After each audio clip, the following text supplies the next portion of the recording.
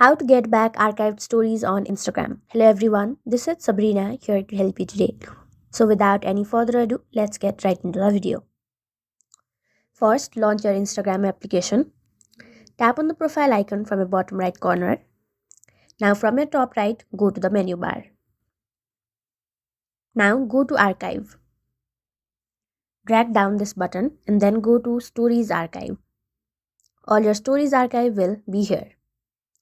Tap on the story, tap on more, and if there is still time or if the story hasn't been deleted no longer before 24 hours, it will also show an option of unarchiving it.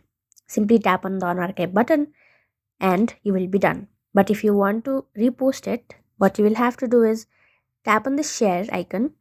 Now it will be added to your story. You can delete this memories section if you do not want it, and that's it. Thank you for watching this video. Make sure to like, share, and subscribe to our YouTube channel. If you got any questions, comment them down, and I'll catch you in the next one.